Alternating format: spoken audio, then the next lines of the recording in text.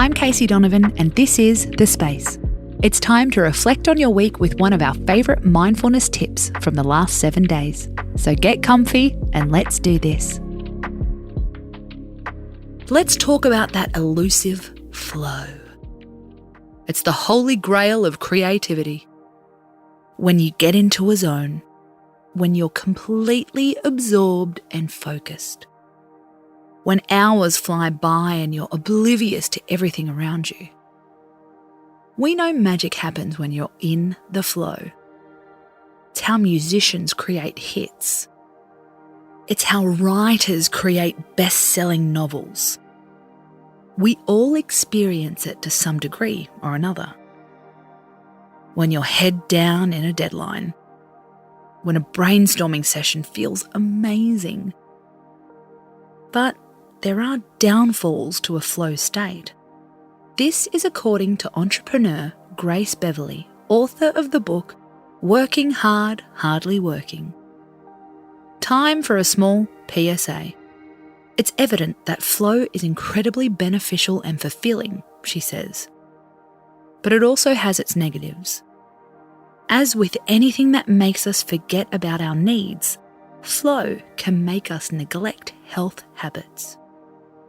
You can be too focused on a task. When you've needed to pee for hours but can't make it up from your desk. It's important to be able to flow whilst taking time for breaks, says Grace. If you don't manage your flow properly, you're susceptible to short-term burnout, she says. That certainly won't help your productivity or enjoyment. She calls it flowitis. When you're exhausted by 11 a.m. When the day after you flow, you're depleted and unmotivated. When you don't end up with a sense of accomplishment. So what's the mindful remedy? Tip 1. Don't overflow, says Grace. This is when you flow without an endpoint. You work until you can't work anymore. You work until exhaustion. This is an easy fix. Set an alarm on your phone.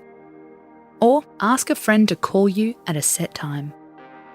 Decide on an end point before you begin, especially if you know you'll lose track of time. Tip 2. Plan your flow time for when you have a commitment right afterwards, says Beverley. This will stop you obsessing. Or dipping your toe back in the water later. Allow a 30-minute buffer to shake it off and come back down to earth, she says. Then meet a friend. Go to the movies.